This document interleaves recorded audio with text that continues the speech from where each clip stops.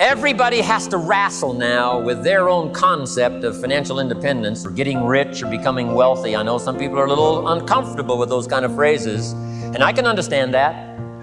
You know, we've heard the phrase, which is true, to love money would certainly be evil. But money's not evil. There is some evil ways to acquire it. The difference between greed and ambition.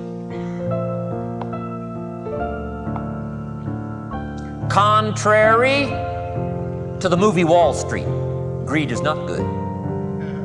Greed is evil and must be dealt with.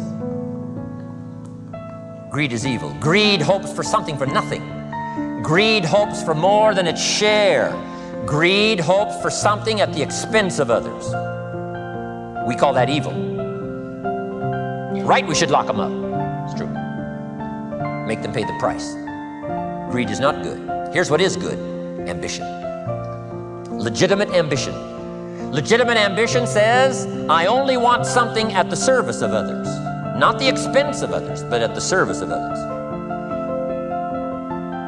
Jesus gave the greatest scenario for success when he said, whoever wishes to be the greatest, nothing wrong with wishing to be the greatest. It's called enlightened self-interest. But he gave the key to those who wish to be the greatest. Here's what he said: find a way to serve the most. Service to many leads to greatness. Not the expense of many. Not at the calamity of many. The greed for power caused Stalin in his day and time to kill 30 million of his own countrymen. His greed and lust for power was so powerful.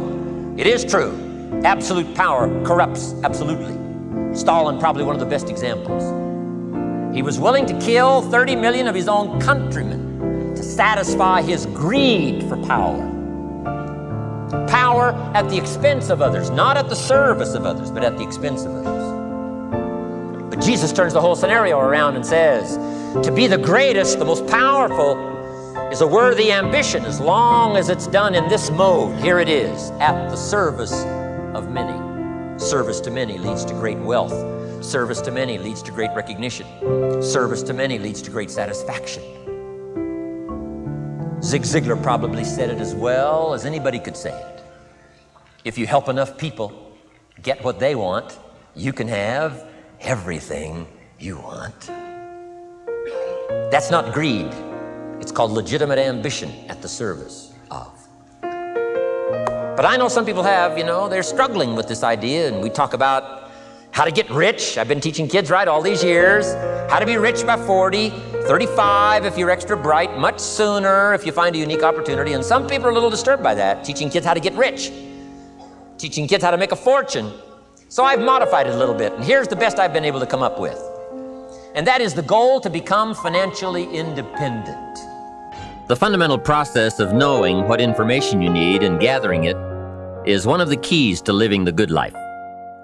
Some of the best advice Mr. Shoaff gave me in those early years was why and how to study. That's a key word for life change: study. If you wish to be successful, study success. If you wish to be happy, study happiness. Happiness is not an accident. It is first a study and then a practice. If you wish to be wealthy, study wealth. Would you like to guess how many people make wealth a study? Right, very few. Surely, since wealth and happiness and success are all values to cultivate, you would naturally assume that most people would make a careful study of them. Why they do not is yet another example of those aspects of life that fall into the category of mysteries of the mind. Remember, major keys to your better future are going to be ideas and information. If we have any lack, it is not because we lack money or opportunity or resources. It is because we lack ideas that have taken form from information. Many years ago, I learned that some of the best advice ever given comes from the Bible. There's a phrase in that amazing book that says, "If you search, you will find." So that is the way to discover ideas and life-changing information. Search. In order to find, you must search. You must go to the seminars and to the training classes. You must listen to the cassette programs that can give you breakthrough ideas. You must go and engage in conversations with people of substance. You must go looking, go searching. Rarely does a good idea interrupt you. And as you make a diligent search, you will find just the ideas you need. Now, here is the next key word in the process of seeking information that can change your life, and that word is capture. When you find a good idea, capture it. Don't trust your memory. Capture everything, write it down, record it. This is one of the reasons why we have put this program on cassette tapes, to capture the ideas.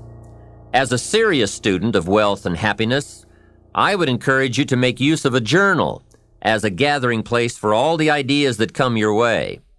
So start a new discipline that can lead to wealth and happiness. Find out how things work.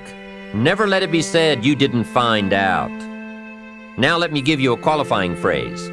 You may not be able to do all you find out, but make sure you find out all you can do.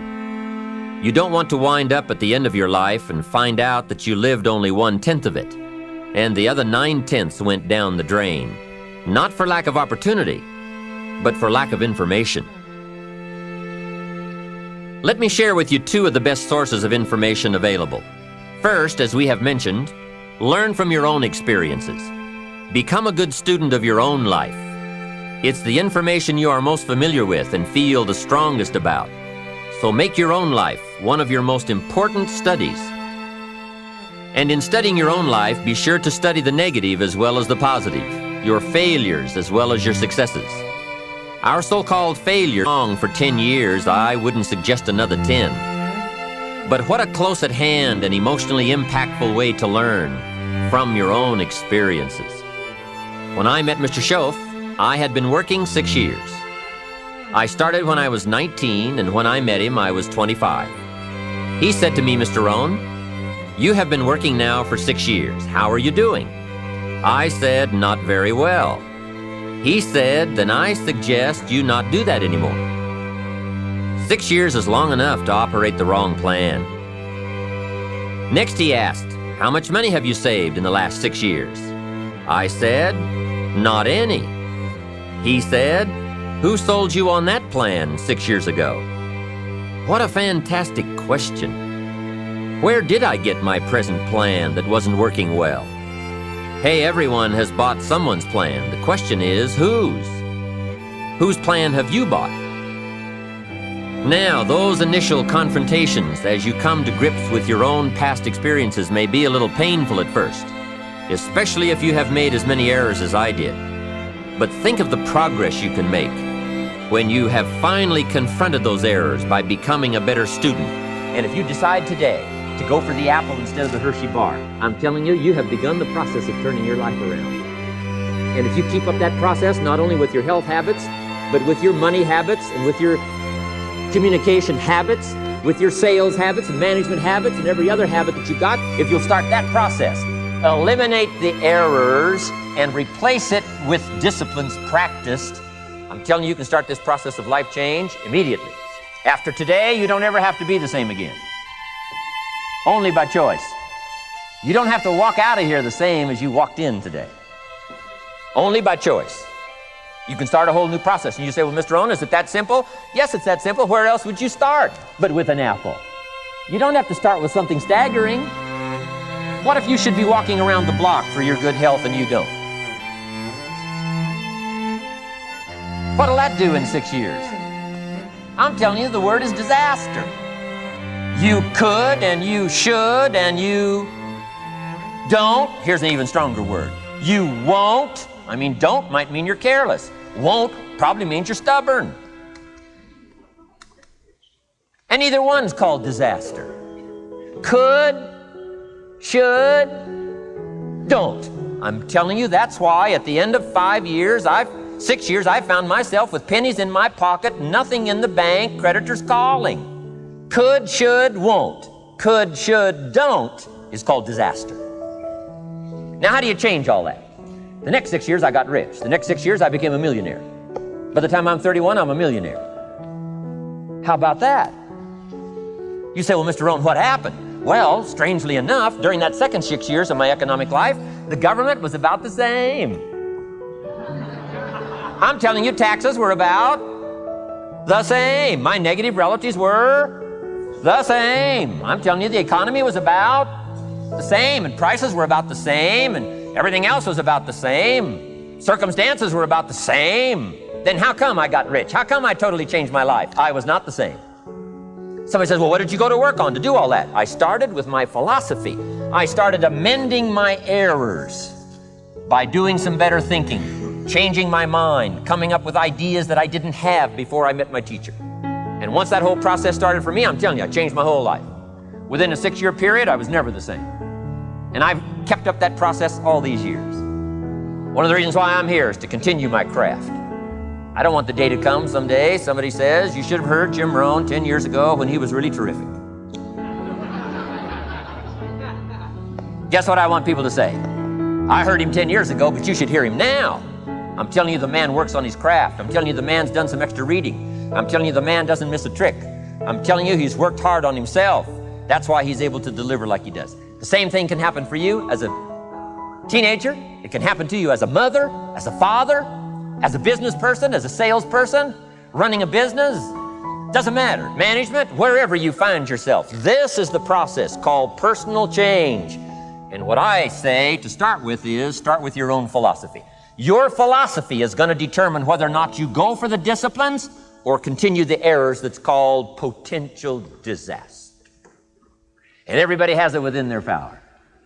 Well, it was so happy for me to find out at age 25, Mr. Shove said, Mr. Rohn, you don't have to change countries. But you do have to change philosophy.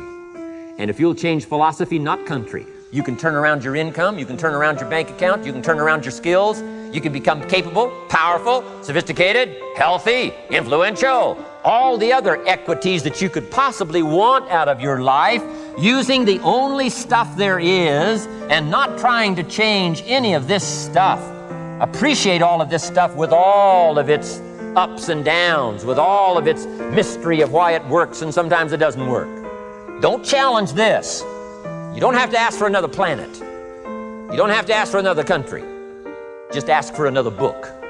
Ask for another seminar. Ask for another idea.